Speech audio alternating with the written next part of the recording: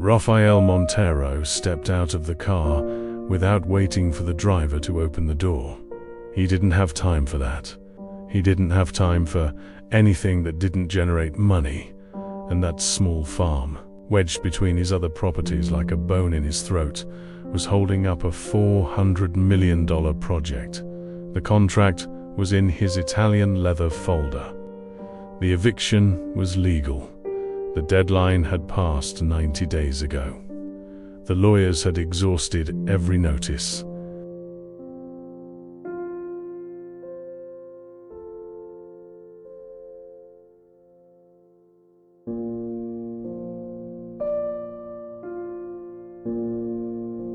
The owner's resistance was, technically, just one more number in a process that had already been decided. Simple, efficient, done. That was how Rafael Montero operated.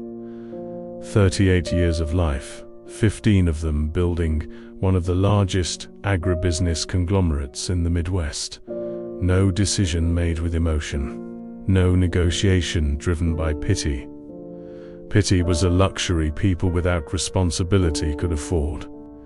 He straightened his gray jacket as he walked through the old wooden gate.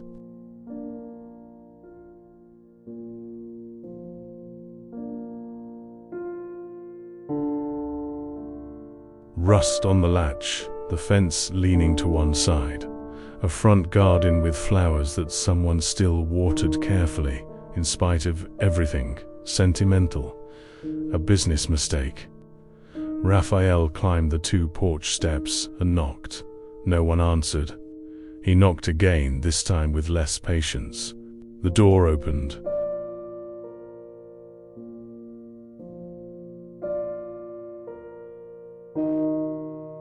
And Rafael Montero, who had closed contracts with state governments, who had looked armed ranchers in the eye without flinching, who had walked through crisis rooms without breaking a sweat, went completely still.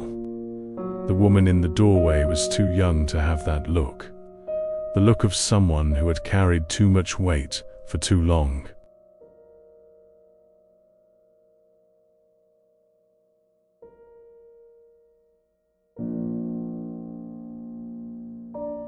Dark brown hair pulled into a messy bun, an apron with a flower stain near the chest.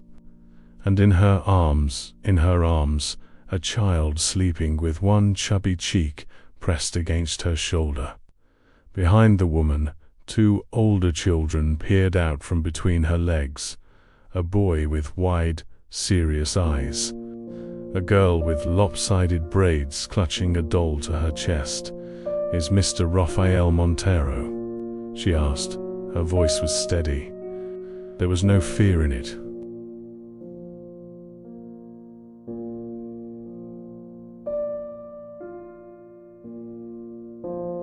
Only exhaustion, and something he took a moment to identify. Dignity. "I am," he answered, more curtly than he intended. "Then you came to take my home. It wasn't a question." Rafael opened the folder.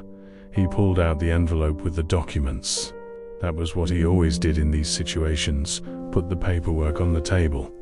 Let the legal weight speak for him. Faster, less awkward.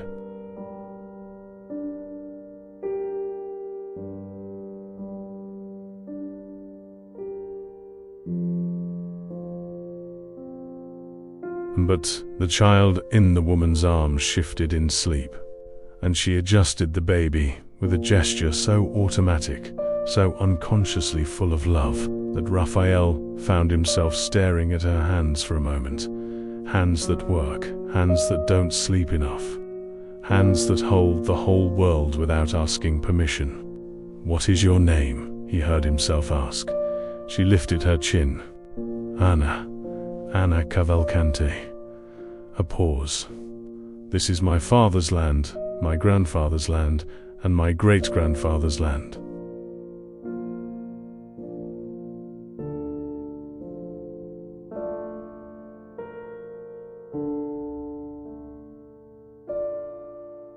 "110 years of family on this soil, Another silence. "You can come in, I'll make coffee. And then you're going to tell me exactly what you need, and I'm going to tell you exactly why none of it is going to happen." Rafael Montero had intimidated full rooms of executives. He had made cabinet ministers wait outside for 40 minutes without apologizing. He had turned down billion-dollar proposals without blinking.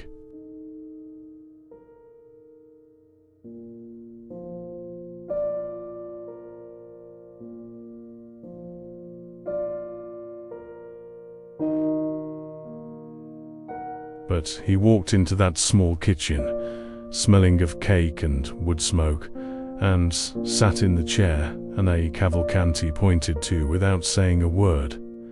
For the first time in 15 years, he didn't know what to do next. The kitchen was small, but not poor.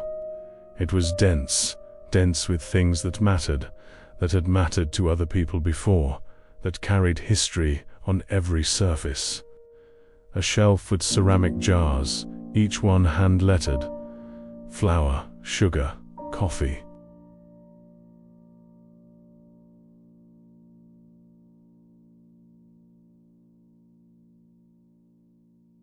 The letters were worn, nearly faded, from how many fingers reaching for the same jars, decade after decade, until the enamel gave way. Photos on the wall. An old couple standing in front of this same house, much younger. A man in a straw hat on a tractor. A family gathered around a long wooden table that Rafael recognized as the very table he was sitting at now. The baby had been laid in a makeshift cradle in one corner, still sleeping.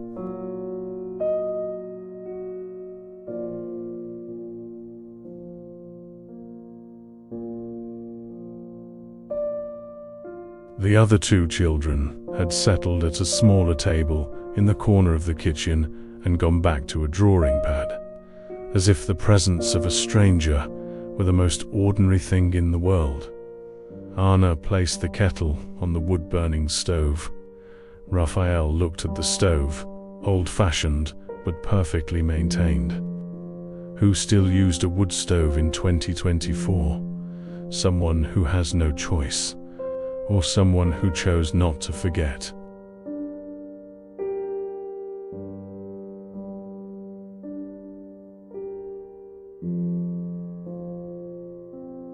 He opened the folder and placed the documents on the table between them, but Anna didn't look. She stood with her back to him, making the coffee, and when she turned she was holding 2 cups, fine porcelain, slightly chipped, clearly old. "This coffee is from my own trees," she said, setting a cup in front of him. "You're going to drink it before we talk about money." It wasn't a request. Rafael drank. It was, objectively, the best coffee he had tasted in years.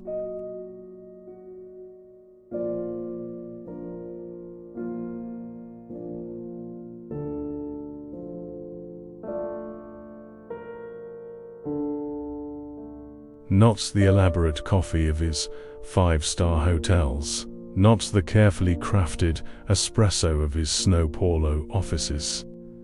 It was thick, slightly bitter, with a smell he couldn't name, but that somehow reached back to something that came before him. Like the memory of a place you've never been. "Your husband," he began. "Died 2 years ago," she said, without hesitating, without lowering her voice. "Information, not grief. Farm accident. A machine I needed to repair for 6 months.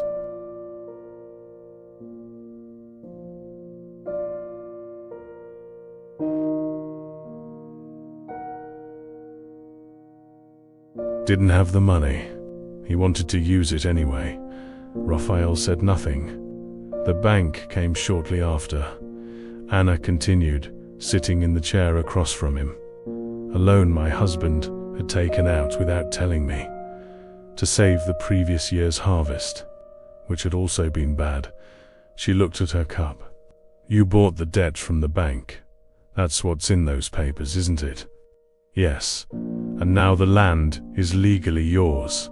Yes. She nodded slowly, not crying.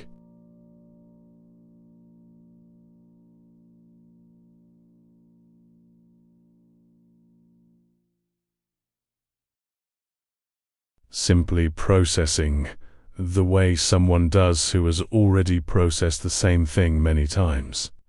Alone, at night, after the kids are asleep. "How much do you want for me to leave?" she asked. Raphael stared at her. "Excuse me. You came here because you want the land, not to destroy me. Men like you don't waste time destroying people. So give me the number."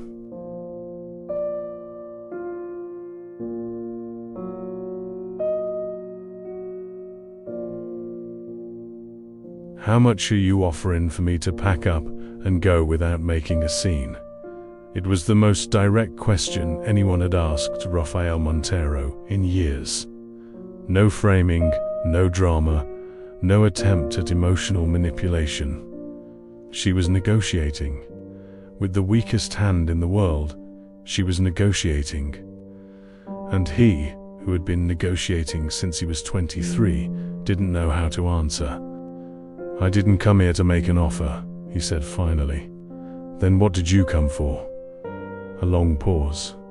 "Honestly."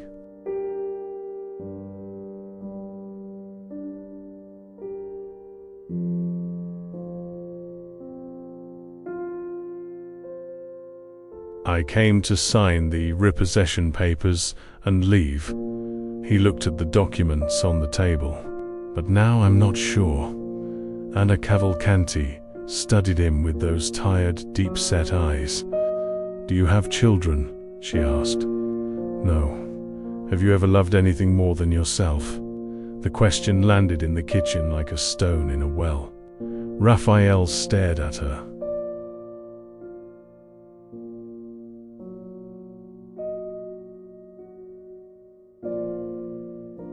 The girl with the lopsided braids looked up from a drawing pad and said, with the absolute seriousness only children can manage, "Mummy, he looks sad." Aina didn't look away from Raphael. "I know, Lara." And to Raphael, "You're going to have more coffee while you decide what you really came here to do." Raphael stayed in that kitchen for 2 hours. He never stayed 2 hours anywhere that wasn't a results meeting.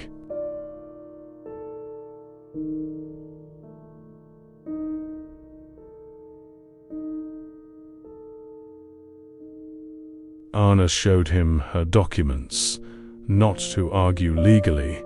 She knew she would lose, but so he would understand what he was looking at when he looked at that land.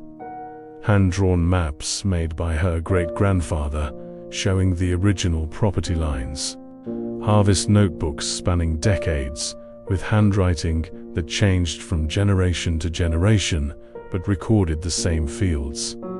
A letter from her father, written 2 years before he died, about what the land meant to the family.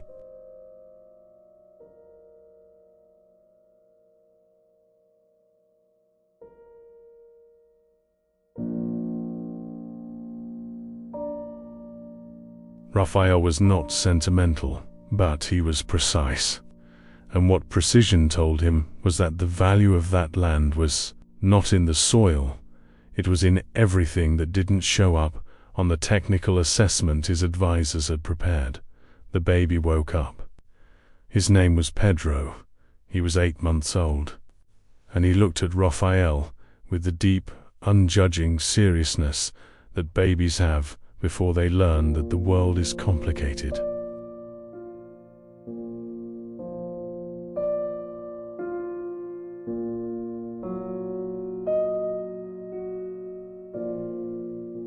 Raphael didn't know what to do with babies. He never had. But he held the gaze, and Pedro seemed satisfied with that. "He likes you," said the boy with the braids, Thomas, 7 years old, who had migrated closer to Raphael with his drawing pad. "He doesn't like everybody, Thomas," Anna warned. "It's true, Mum." Raphael looked at the notebook Thomas had left open on the table.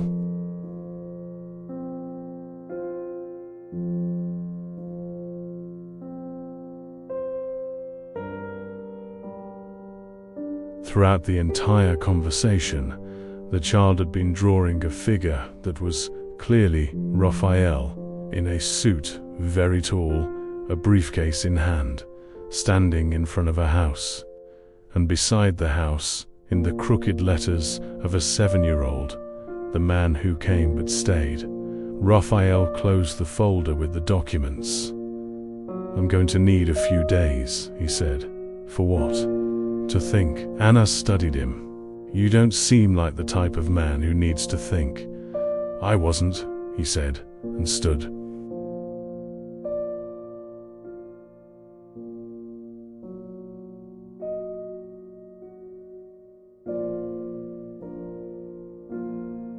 "Thank you for the coffee." He was already at the door when Anna said, without raising her voice, "I'm not asking for charity, Rafael Montero. I'm asking for justice. Those are different things." He stopped with his hand on the doorknob. "I know. Then also know that I'll fight through every last option there is, even if I lose. My children will know their mother didn't bow her head." Raphael left without answering.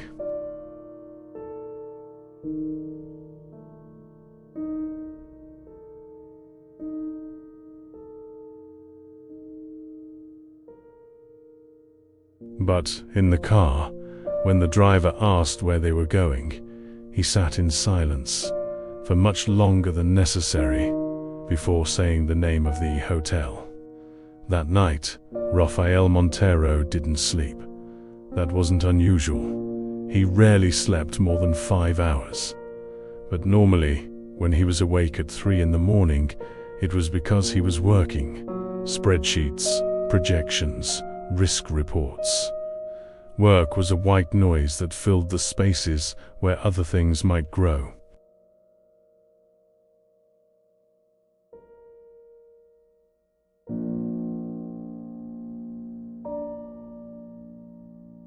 That night, he lay staring at the hotel room's ceiling. He thought about his father. Not often. The man had died when Raphael was 12, and Raphael had learned early that thinking too much about things that couldn't be changed was unproductive. But he thought about him.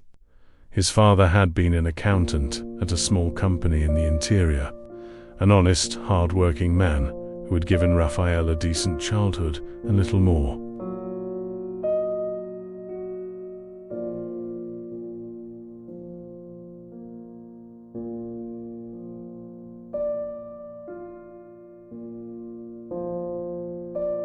When he died of a heart attack at 44, he left behind a widow, a teenage son, and a rented apartment. Raphael had sworn to himself, with the intensity only teenagers who have lost something can swear, that he would never be at the mercy of anything, that he would build something no one could take away. That money, real money, massive money, the kind too large to ignore, would be the armor. And it had been. For 26 years, it had been.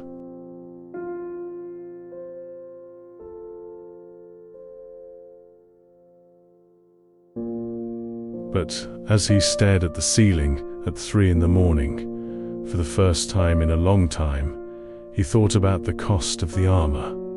There was no woman, no children. There was a huge apartment in Snow Paolo that felt like a hotel, and it's been decorated by someone who had never met him. There were employees who respected and feared him. There were partners who admired and avoided him. There was an assistant who remembered the birthdays of people Raphael barely knew existed.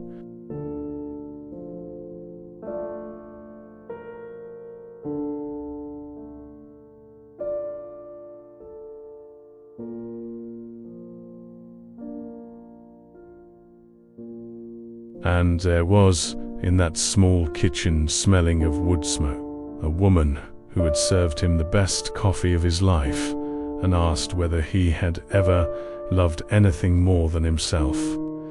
At 4 in the morning, Raphael called his senior attorney, Dr. Marcos. "I'm sorry for the hour." "Raphael," the voice on the other end said without complaint, accustomed. "What do you need?" "The Cavalcanti case. I want to revisit the options." A pause.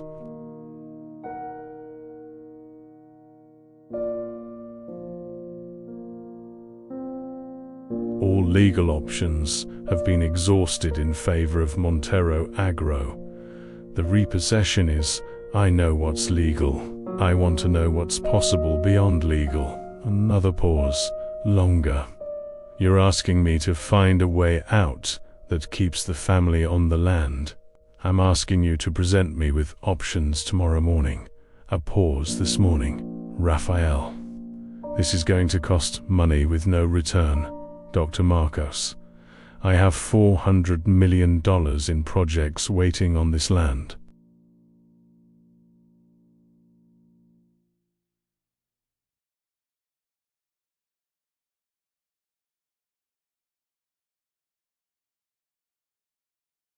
"What do you think it means when I say I want to revisit the options?" Silence. "It means something changed. Good morning, Dr. Marcos." He hung up and stood looking out the hotel window at the sleeping small city. Somewhere out there, 2 miles away, a woman was probably also not sleeping, running numbers, looking for a way out, wondering how much time she had. She doesn't know I haven't decided yet. She doesn't know that this is the only space where something can happen.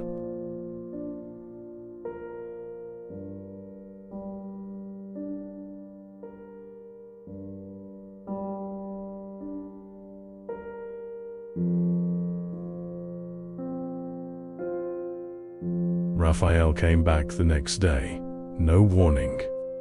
At 8 in the morning, midweek, with a different folder in hand, not the legal papers, but a new notebook, still blank.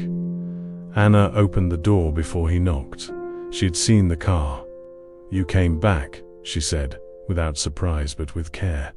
"May I come in?" "You're legally allowed to do anything, technically, Anna." She studied him for a moment, and then opened the door. The kitchen smelled different. Cheese rolls baking.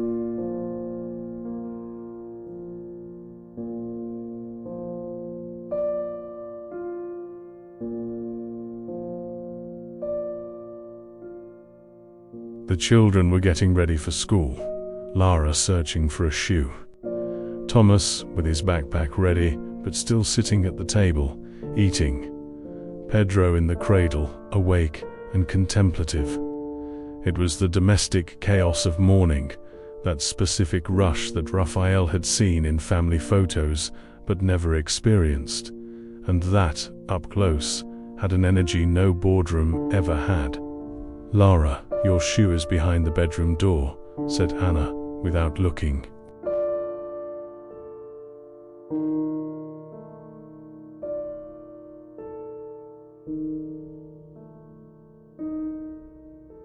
"Thomas, finish up. How did you know about the shoe?" Raphael asked. "It's always behind the bedroom door." He stood while the children were picked up by the rural school teacher, and then the kitchen went quiet, just Pedro and the 2 adults. "You want coffee?" said Anna, not a question. "Yes." A pause.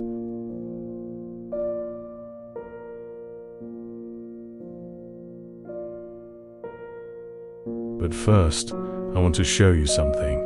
He opened the notebook on the table and laid out 3 options: an agricultural partnership, a fair buyout, or simply dropping the case altogether, without flourish, without selling, without that voice he used in meetings to steer people toward a conclusion. He simply presented. Anna listened to everything in silence, Pedro in her lap. Then she looked at the notebook. "Why are you doing this?" she asked.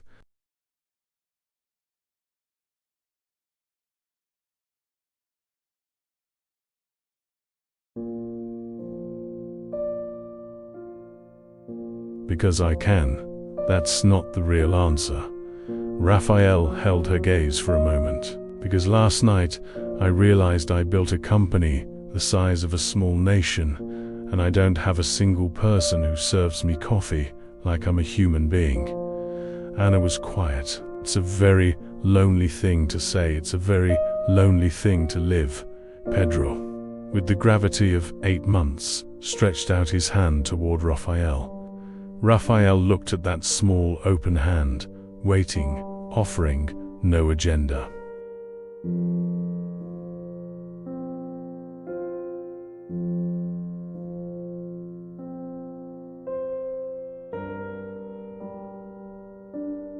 He placed his index finger in Pedro's palm.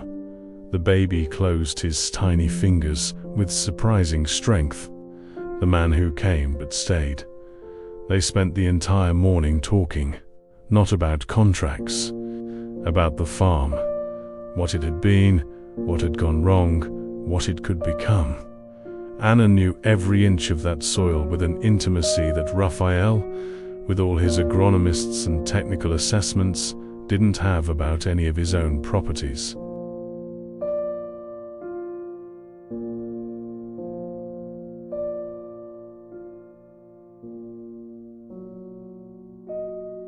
This field here, she pointed to the old map drawn by her great-grandfather. My grandfather called it the field of ingratitude because it never produced well in the first year. But in the second year, it gave twice as much. He said the land was testing our patience. There's an agricultural explanation for that, said Raphael. There is. And there's my grandfather's version too. Both are true, Raphael wrote in the notebook.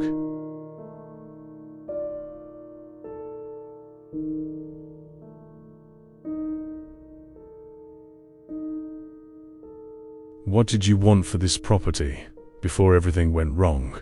Anna took her time answering. I wanted what my father wanted, for it to stay standing, for my children to grow up knowing where they came from. A pause. And I wanted to expand the coffee. My father planted 50 trees. One planted 20 more before Diego died. But I need 3 more years of investment before the coffee starts paying. 3 years isn't long. For me, it is. She looked at him.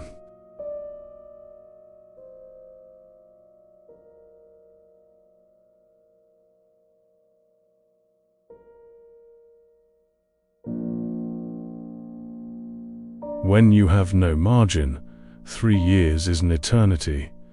The partnership covers the 3 years, he said. You wouldn't need to worry about the bank. Montero Agro takes on the debt. You focus on the coffee.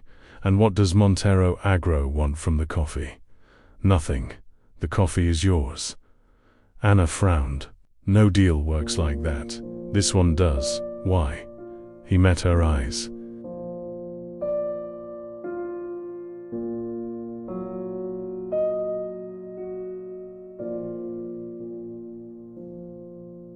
Because some things are worth more as they are than as they could be after you take them apart.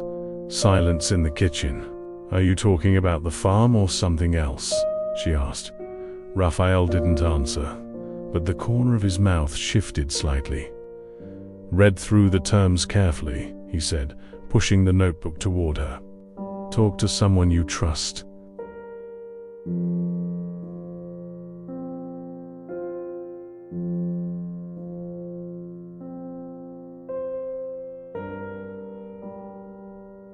You don't have to decide today, and if I say no, then I drop the case and find another path for the project. Anna stared at him as if she was searching for the catch. Who are you? She asked finally. Someone who's trying to figure that out too. Anna said yes, not that day, nor the one after. It took a week, a conversation with her sister, who lived in the city, and a long night rereading the terms. Her cousin attorney analyzed every line and came back saying it was clean.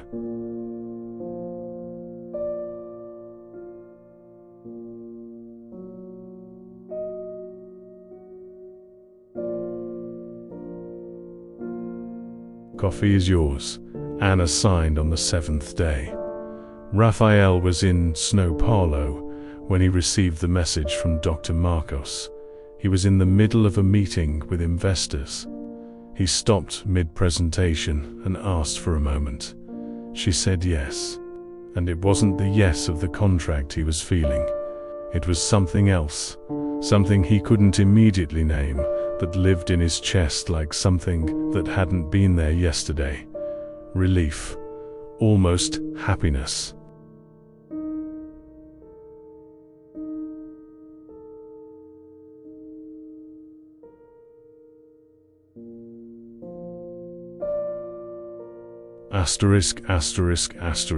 In the months that followed, Raphael went to the Cavalcanti farm more often than the project required. On the 3rd visit, he arrived on a Friday afternoon because he was in the area for another reason and told himself it made sense to stop by. Aina was in the coffee grove when he arrived. Pedro on her back in a cloth sling, asleep. "You didn't call ahead," she said, without hostility. "I didn't want to intrude."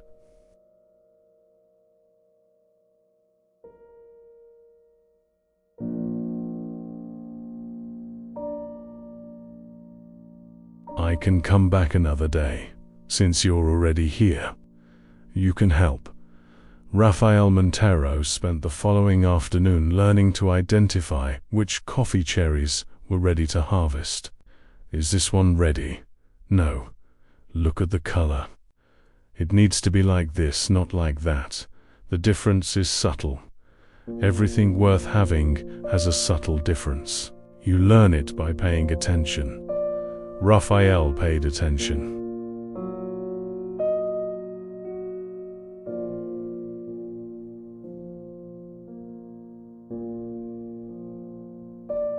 At the end of the afternoon, they sat on the porch while the children ran in the yard.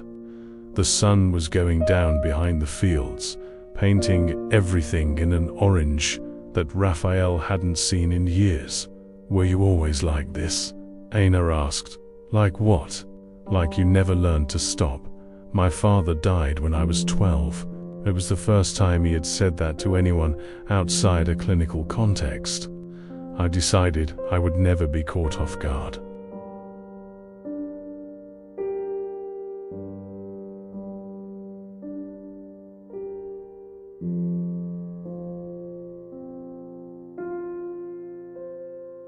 That having a lot was protection. And is it? It protects against some things. At a pause. Not others. Anna nodded, watching her children. Diego was the opposite. He loved too much and planned too little. A small, honest pause. He was a good man. But beauty alone doesn't support a family. You missed him today. I miss him every day. But differently now. She looked at Raphael. Before, the longing was pain.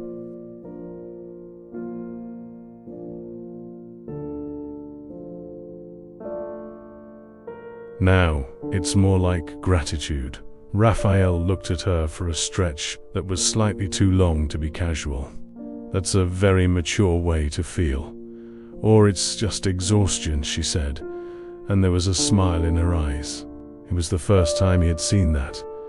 The smile. The entire afternoon had been worth it just for that. The 10th visit happened 3 months after the contract was signed. Raphael had stopped counting after the 5th.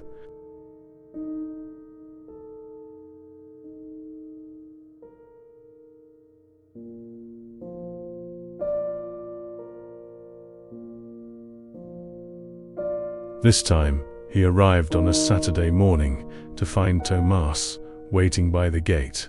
The boy had developed a habit of keeping an eye on the road on weekends. "Raphael's here." Tomas ran inside. "Mom, Raphael's here." They spent the whole day together. It was the longest day Raphael had gone without working since he was 12 and his father was still alive. They had lunch at the big table.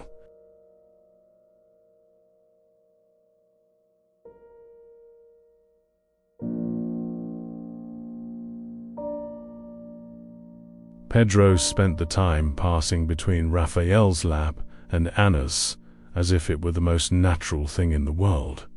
And Raphael noticed, with a kind of gentle shock, that he had stopped being a stranger to the baby. When did that happen?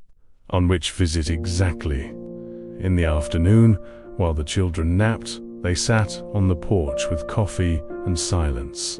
It was a comfortable silence, the kind that only exists between people who no longer need to fill the space.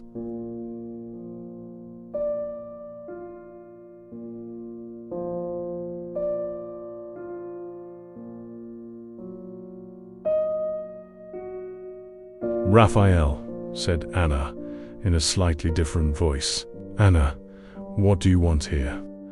"I want this," he said, with a vague gesture that included the porch, the farm, the silence, the children sleeping, the coffee cooling between them. "I don't know how to say it better than that." Anna looked out at the farm. "I have 3 children," she said.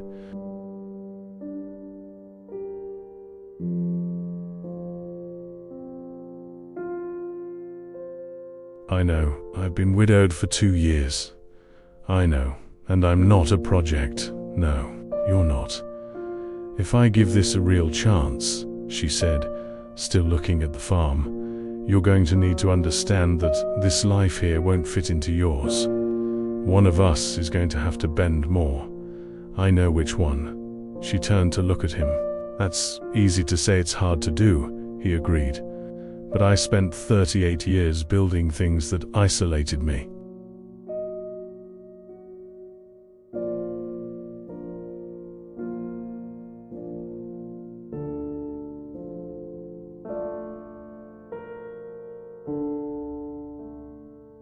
"I learned late that building without purpose is just accumulation." A pause. "I want to learn what you know. About stopping. About what's worth more than it grows slowly." Anna looked at him for a long time. "You're going to make a lot of mistakes," she said finally. "Probably. And the children come first. Always. I already know the answer. And the coffee is mine." He smiled, the real smile, not the boardroom one. "The coffee is yours." Annie looked at the farm for another moment.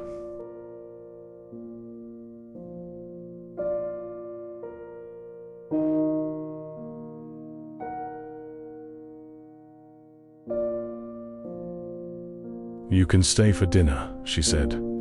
It was the first time she had invited him. It was enough. For today, it was more than enough. Rafael Montero's office on the 22nd floor of Paulista Avenue was a declaration of arrival. Imported marble floors, an entire wall of glass that devoured the city below. Everything there was designed to convey one specific thing: that the man who inhabited that space had overcome something enormous.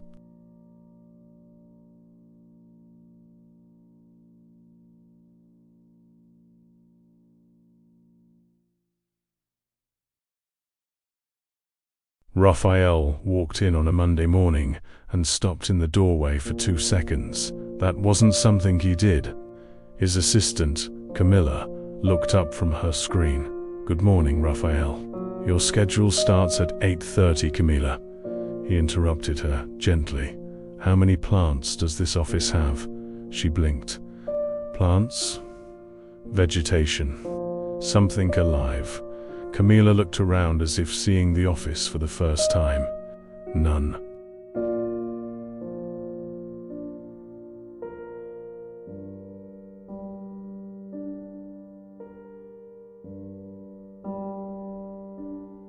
The architect recommended organic minimalism, but without actual natural elements because they might attract plants, said Raphael, walking in. A lot of them. Rafael Montero had come back from the last trip different. Asterisk, asterisk, asterisk. The board meeting was productive in the usual way. But at 11:42, in the middle of a presentation on export margins, his phone buzzed on the table. A message from Anna. At 12-0-8, when the meeting ended, Raphael picked up his phone.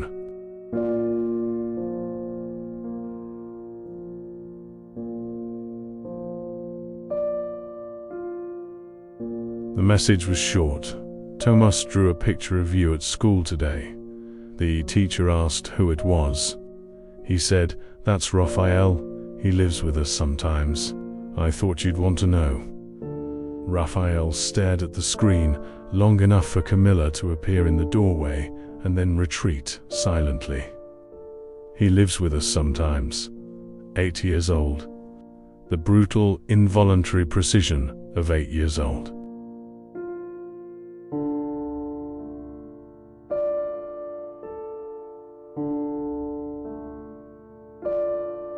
He sent a single heart emoji, the first he had sent to anyone in years, possibly in his life, and stared at it for a moment as if he didn't quite recognize himself. Then he stood, walked to the window, looked at São Paulo below. The city was enormous and efficient and impersonal and smelled of exhaust and ambition and concrete. It didn't smell like anything worth having. The storm started at 11 at night on a Wednesday in August. Raphael was in Cuiabá for a meeting when Anna called.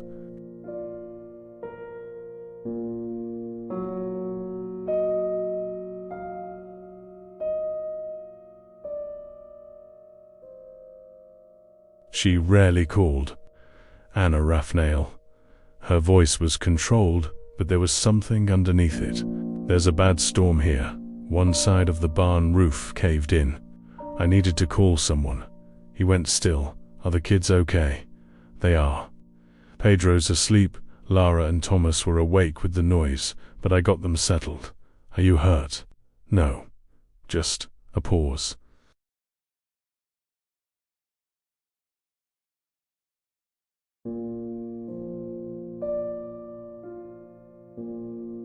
Sometimes the night gets too big for one person.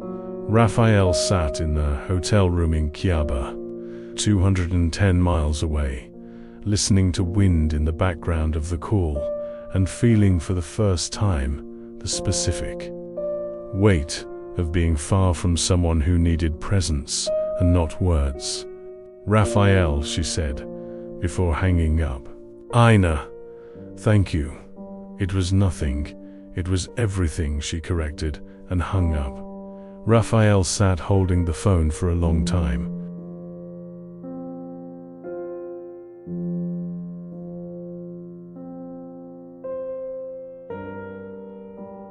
Then he opened his laptop and changed his return flight.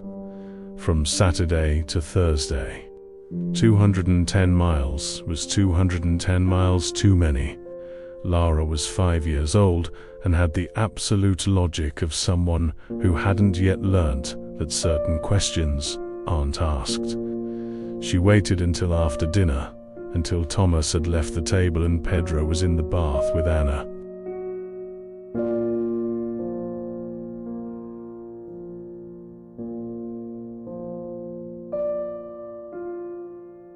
Then, with the ceremony of someone about to say something important, Lara set her doll on the table, looked at Raphael, and said, "Are you going to be our new dad?" Raphael looked at her. "Lara," he said carefully. "My friend Julia has a new dad," the girl continued, without hostility, just informing. "She says it's good. He takes her to the park. I've taken you to the park." "You have." She nodded, as if that confirmed the argument.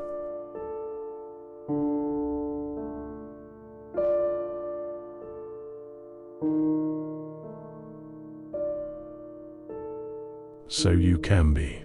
That's a conversation I need to have with your mum first," he said. "I already talked to her." "You talked to her about this?" "I asked if you were going to stay. She said she didn't know." I said I thought so. Lara picked up her doll. "My doll thinks so too." Anna appeared in the kitchen doorway with Pedro in her arms, hair still wet. She saw Raphael's expression. She saw Lara's expression. Lara, said Anna in that voice.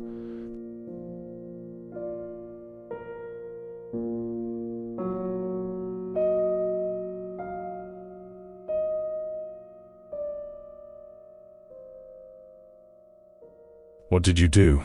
I asked if Raphael is going to be our new dad. Silence in the kitchen. Lara, go brush your teeth, said Anna. I already brushed. Brush again. Lara left with the authority of someone who feels she did something useful and doesn't understand the adult drama. Raphael stood up from his chair. He crossed the kitchen. He stood in front of Aina, close enough that she had to look up to find his eyes. She's not wrong, he said. Raphael, I know it's early.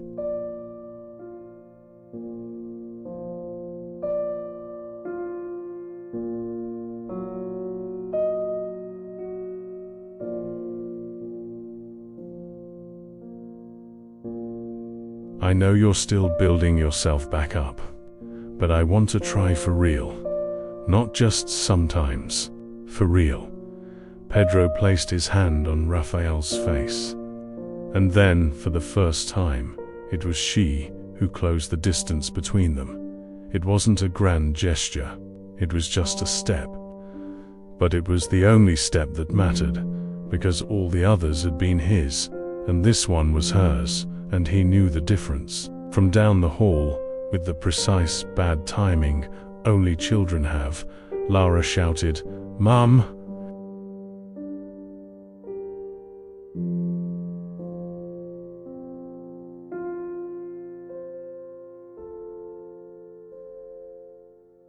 Thomas is using my toothbrush. Nitrogen monoxide, I'm not. Yes, you are. Anna closed her eyes for a moment.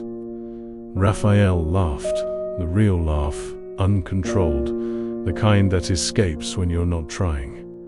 Anna opened her eyes and saw that, and the smile she gave back was the kind that stays. Dr. Marcos Enrique Figueiredo had been Rafael Montero's attorney for 11 years. He had watched the man close mergers at midnight without losing his composure.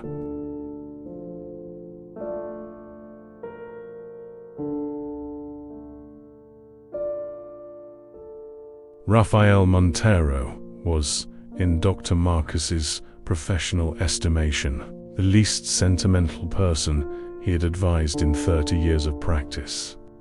Which is why he sat looking at the documents on the table in the Cavalcanti farm one September morning without quite knowing how to process what he was seeing. "You're asking me to set up an investment trust in the names of her 3 children, said Dr. Marcos for the second time.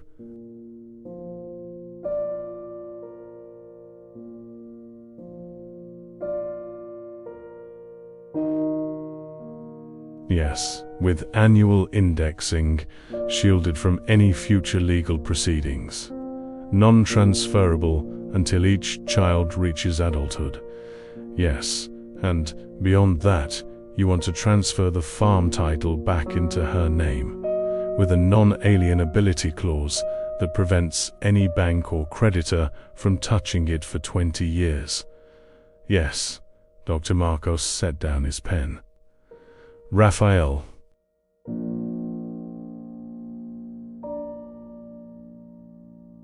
This represents a financial loss of, I know the number, Marcos. And you're doing this because... Raphael looked out the window. Outside, Aina was in the field with the children. Because when I was 12, my father died and left nothing. My mother spent 3 years afraid of losing the apartment.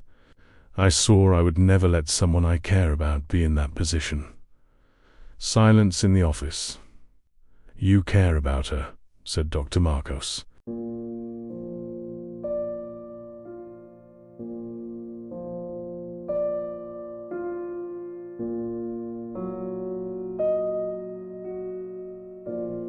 About all of them.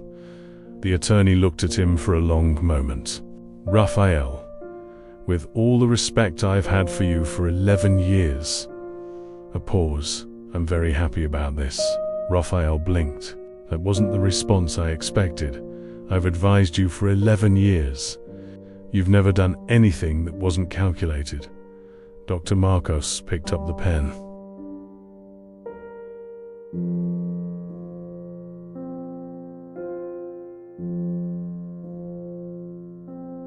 This is the first thing I've seen you do with your heart in front of your spreadsheet. Don't tell anyone that you have a heart. The attorney allowed himself a small smile. It's too late. Your assistant has been suspicious for months.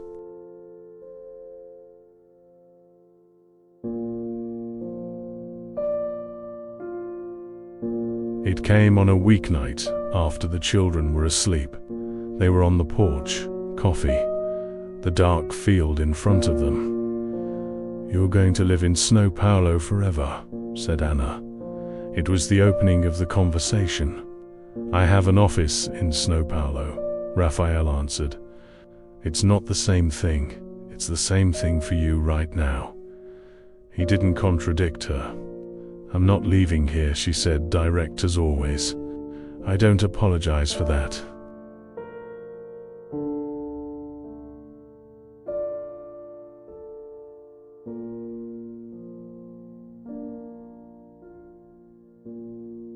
My children grow up on this land, I know, and I'm not going to let my children get attached to a man who shows up when he can and disappears when he has a meeting. Fair, Rafael. She looked at him. "I need you to tell me what's actually possible, not what you wish were possible. What is actually possible? I can run the company from anywhere with the right infrastructure," he said, slowly, like someone thinking out loud for the first time.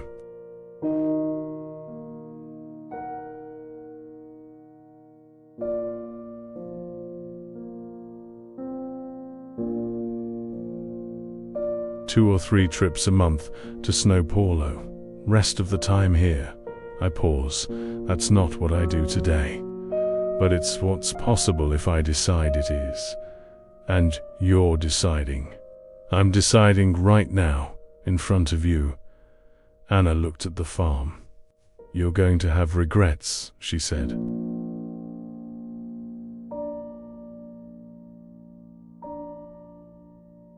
"At some point, in the middle of an important meeting, you missed because of a fence repair. You're going to have regrets. Maybe. And then what? Then I finish fixing the fence and deal with the regret." He looked at her. "I'm not the kind of man who runs from hard things. I was the kind who built walls to keep them out. Those are different things." Silence. "My sister thinks you're too good to be real," said Anna.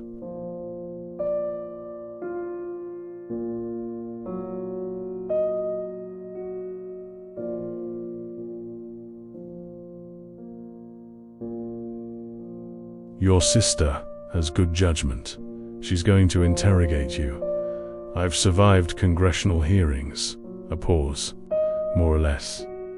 Anna laughed, not the smile, the real laugh, which he had heard a few times, and which he now knew he was going to collect for the rest of his life. Patricia Cavalcanti was 32 years old and had the most evaluating gaze Rafael had encountered outside a boardroom.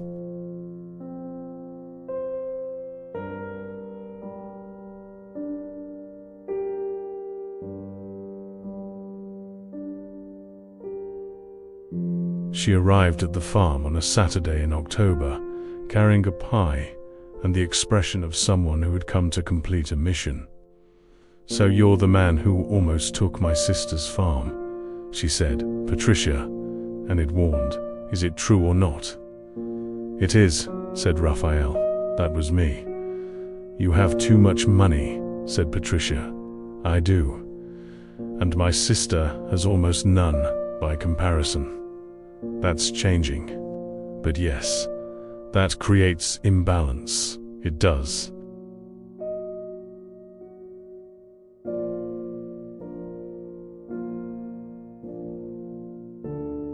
"I'm working to make sure it doesn't become power." Patricia tapped the pie she was holding. Good answer. She walked past him toward the door. You're going to help me unpack this pie and tell me how you plan to resolve that imbalance in concrete terms. The dinner lasted 3 hours. Patricia had arrived ready to be skeptical and left with a different position. What convinced her wasn't any big answer. It was the small ones.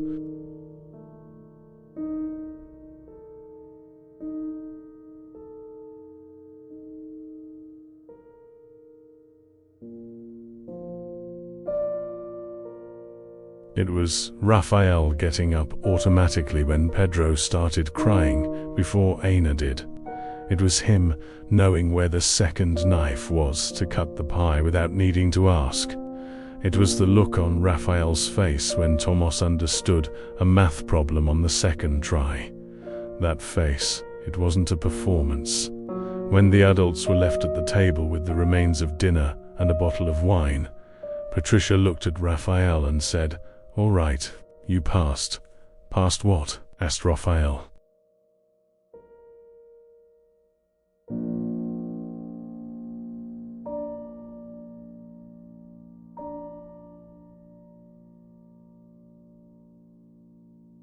The evaluation. I didn't know it was a formal evaluation. Every older sister visit is a formal evaluation. Hurt her and I'll sue you, said Patricia, calmly, pouring herself more wine. Fair enough, that's not a threat. It's a preventive warning. I understand the distinction. Rafael said it for the first time on an ordinary afternoon. He hadn't planned it. He hadn't chosen the moment. He hadn't prepared the sentence. It was a November afternoon.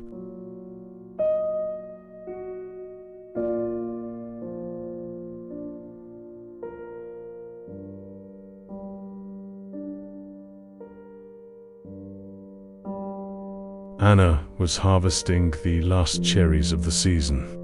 The sun was tilted, a premature orange, hitting the coffee trees from the side and making the leaves shine. This one, said Ana, showing him a cherry. See the difference? It's darker, past its peak. Yesterday it was right. Today it's gone. One day changes everything on a farm. She looked at him. You learn fast. I have a good teacher. Ana turned back to the harvest.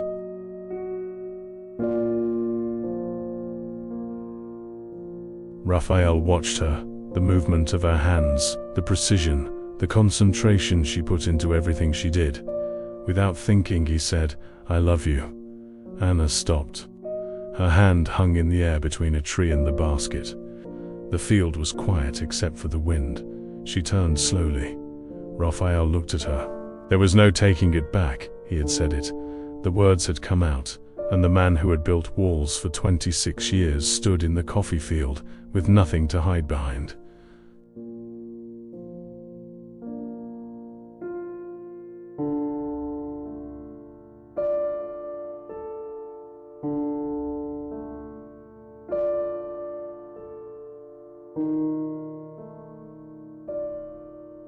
I didn't expect to say that right now, he admitted. But it was true, and it was there, and it came out. Ana looked at him for a time that was long enough for his heart to beat faster than it had in any high-stakes meeting of his life. Then she said, I know. Rafael blinked, for weeks.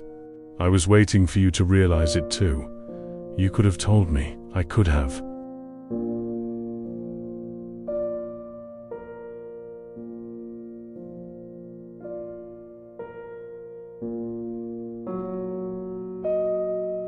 But you needed to get there on your own. Why? Because things pushed in from the outside don't hold. She looked at the trees. Same as the coffee. It has to come from the soil, not from the wind. Pedro woke up in the shade and made the sound of someone happy for no particular reason. Rafael went to the baby, picked him up, came back to Ana's side. She didn't stop harvesting.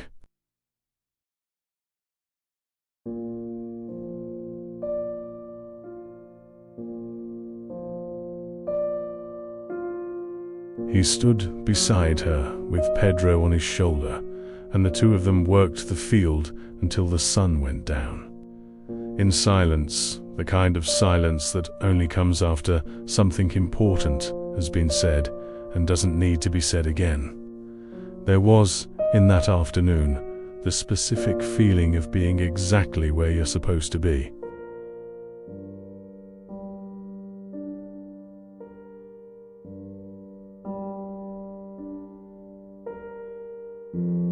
Rafael Montero, who had built enormous things searching for that feeling, discovered that it fit inside a coffee field, in a baby's arms, beside a woman who taught the rhythm of things.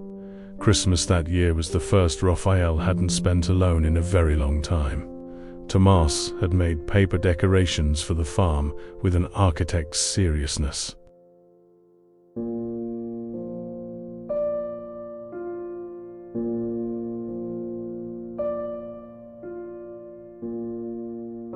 Lara had decorated her doll for Christmas and installed her at the center of the table as the focal point of the entire celebration, which no one contested. Pedro had become fascinated with blinking lights until he fell asleep right in the middle of them. Patricia came with her family. The young cousin attorney showed up in the afternoon.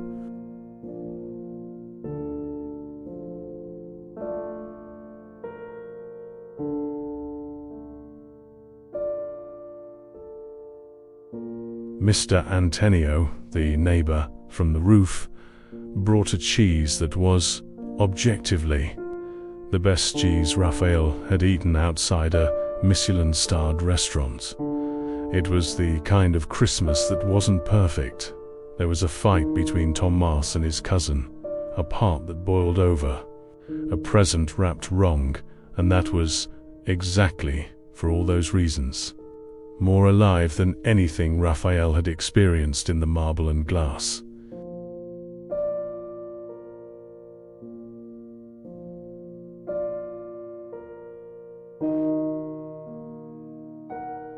After dinner, when the children had gone to sleep in a pile of blankets in the living room, Rafael stood looking at the dark field. Anna sat beside him. "What are you thinking?" she asked. "That my father would have liked it here," he said finally. He was the kind of man who liked things with history. A pause. "I think I spent a long time being the opposite kind of man." "You're still that man sometimes," she said, honestly. "When you're in work mode, you go behind glass."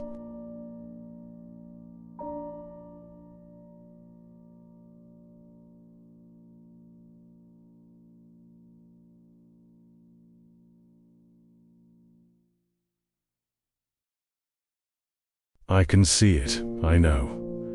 But less, he agreed. Anna rested her head on his shoulder. Rafael went still for a moment, still learning that good things could simply happen without needing to do anything to hold on to them. Then he put his arm around her. The field of ingratitude was dark out there, keeping what grew slowly.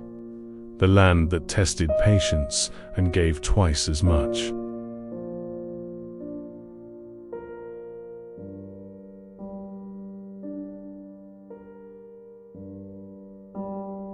Rafael Montero, who had arrived with a folder and left with something else entirely, sat on the porch listening to the night, unhurried, uncalculated, with nowhere better to be in the world. Weeks later, on a hot January afternoon, Thomas asked Rafael to help him with math. Rafael helped. Then Thomas asked if Rafael knew how to play chess.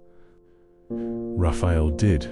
He had learnt it as a business strategy and stopped when opponents were no longer a challenge.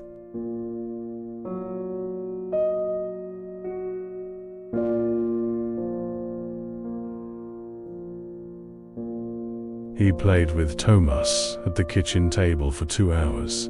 Tomas was bad, but he learned fast and got furious when he lost. He put the pieces back with more force than necessary, complained about the rules, demanded rematches, Rafael played for real, without letting him win.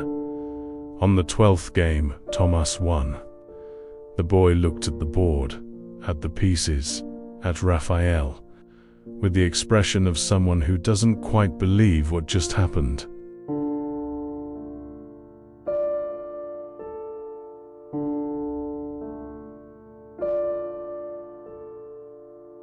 Did I really win?